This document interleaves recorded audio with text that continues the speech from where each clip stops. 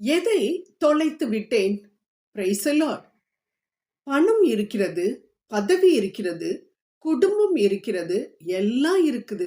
அப்படி இருந்தும் ஏதோ ஒண்ணு இல்லாதது போல ஒரு ஃபீலிங். என்ன இல்லை என்கிட்ட? இந்த வார்த்தைகள் தான் இன்று அநேகருடைய நாவிலிருந்து வரக்கூடியதாக இருக்கின்றது அன்பானவர்களே.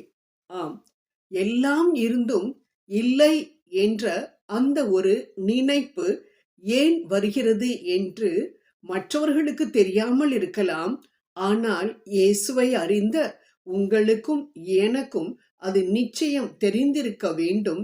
நாம் தொலைத்தது பணத்தையோ பதவியையோ அல்ல, மாறாக இயேசுவோடு உள்ள உறவை.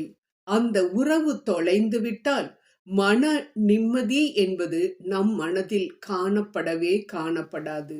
அதுதான் நாம் தொலைத்த விஷயம். ஆம் அன்பானவர்களே, இதை மிகவும் அருமையாக சக்கேயுவின் வாழ்க்கையில் நடந்த சம்பவத்திலிருந்து நாம் பார்க்கின்றோம். சக்கேயு ஒரு பெரிய செல்வந்தன். அது மட்டும் அல்ல, அவர் சீஃப் டாக்ஸ் கலெக்டர் என்று நாம் லூக்கா 19:2 நாம் வாசிக்கின்றோம். எல்லாம் இருந்தது, சுக போக வாழ்க்கை. ஆனால் அவரிடம் ஏதோ ஒரு வெறுமை. அதனால்தான் அவர் உலகத்தை பற்றி கவலைப்படவில்லை. மற்றவர்கள் என்னை பற்றி என்ன நினைப்பார்கள் என்பதையெல்லாம் நினைத்து பார்க்காமல் ஒரு காட்டத்தி மரத்தில் ஏறி அந்த அமைதியை கொடுக்கக்கூடிய இயேசுவை நான் பார்த்தே ஆக வேண்டும் என்று ஏறி இருந்தார். இயேசுவும் அவர் பக்கத்தில் வந்தவுடனே, சக்கேயுவே இறங்கி வா, இன்று நான் உனது வீட்டில் தங்க வேண்டும் என்று சொன்னவுடன் ஒரு சிறு பிள்ளையைப் போல குதித்து கீழே இறங்கி சந்தோஷத்தோடு அவரை வீட்டிற்கு அழைத்து சென்றார் என்று நாம் பார்க்கின்றோம். ஆம், அவருக்கு ஏன் அப்படிப்பட்ட ஒரு சந்தோஷம்? ஏனென்றால் அவர் நினைத்தது அவரை பார்க்க வேண்டும் என்று. ஆனால் இயேசு தன் வீட்டில் வந்து இருக்க போகிறேன் என்று சொல்கிறாரே என்று அந்த சந்தோஷம். அது மட்டுமல்ல, அந்த சந்தோஷம் அந்த என்கவுண்டரின் மூலமாக கிடைத்தது. இயேசுவை பார்த்தவுடன் கிடைத்த அந்த உறவில் அவர் என்ன செய்தார் தெரியுமா?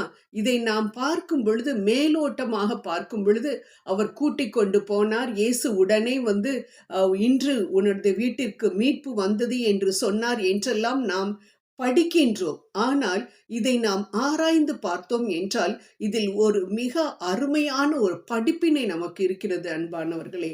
ஆம், அந்த encounter with Jesus mat him to have look upon his mistakes. அதாவது அவர் என்ன பண்றாரு, உடனே வந்து சொல்றாரு பாருங்க, நான் யாரிடமாவது அநியாயமாக வாங்கி இருந்தேன் என்றால் அதை நாலத்தனையாக திருப்பி கொடுத்து விடுகின்றேன், எனது ஆஸ்தியில் பாதியை ஏழைகளுக்கு கொடுத்து விடுகிறேன் என்று சொல்லுகின்றார். அதாவது ஏன் எனக்கு இவ்வளவு நாட்கள் ஒரு நிம்மதி இல்லை, எதை நான் தொலைத்தேன் என்பதை அவர் ஆராய்ந்து பார்க்கின்றார்.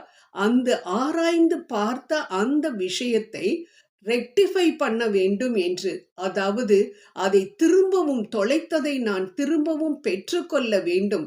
எப்படி பெற்றுக்கொள்ள வேண்டும்? எப்படி நான் அநியாயமாக நான் சம்பாதித்தேனோ அதையெல்லாம் திரும்பவும் மற்றவர்களுக்கு நான் கொடுத்து நான் மன அமைதியை பெற வேண்டும் என்ற அந்த விஷயத்தை மிகவும் அருமையாக துல்லியமாக இந்த சம்பவம் நமக்கு எடுத்துரைக்கின்றது அன்பானவர்களே. ஆம், நாமும் கூட யோசித்து பார்ப்போம். ஆண்டவரே, நமக்கு ஏதாவது தொல்லைகள், கஷ்டங்கள் அதிகமாக வருகிறது என்றால் உடனே நாம் யோசித்து பார்ப்போம், நான் எதை தொலைத்து விட்டேன்? ஆண்டவரோடு உள்ள உறவை நான் தொலைத்து விட்டேன்.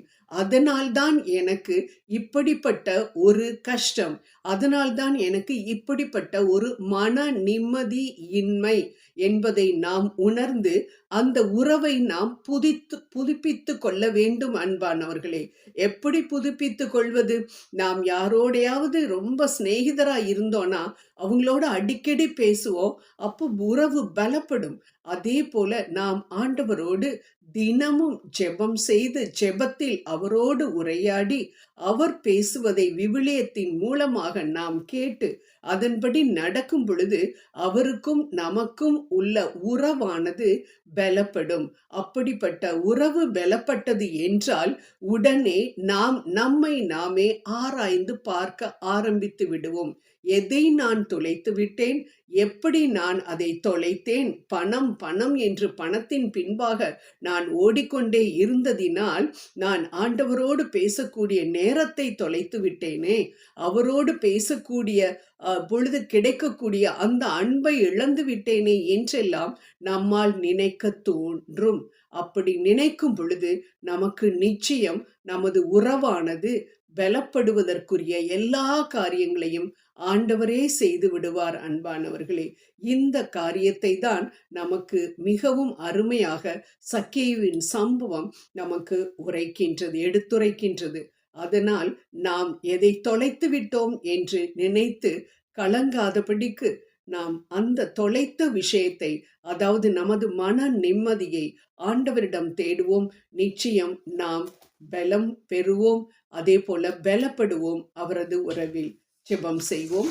அன்பின் ஆண்டவரே, தகப்பனே, அப்பா, இதோ இந்த நேரத்தில் கூட நாங்கள் அநேக விஷயங்களை தொலைத்து விட்டு, அன்பின் பிதாவே, ஏதோ பின்னாடி உலகத்தின் பின்பாகவே நாங்கள் அலைந்து கொண்டிருந்த காலங்கள், நேரங்கள் அநேகம் உண்டு ராஜா. அந்த நேரங்களுக்காக நாங்கள் உம்மிடம் மன்னிப்பு கேட்கின்றோம். இப்பொழுதும் கூட அந்த தொலைத்த மன நிம்மதி உம்மிடம் மட்டும்தான் கிடைக்கும் என்ற அந்த நம்பிக்கையில் உம்மை நோக்கி வந்திருக்கக்கூடிய எங்களை நீர் கண்ணோக்கி பார்ப்பீராக. தேவையான சமாதானத்தையும் சந்தோஷத்தையும் நீர் எங்களுக்கு கொடுப்பீர் என்ற நம்பிக்கையில் உமக்கு நன்றி கூறுகின்றோம். ஆமேன், ஆமேன், ஆமேன்.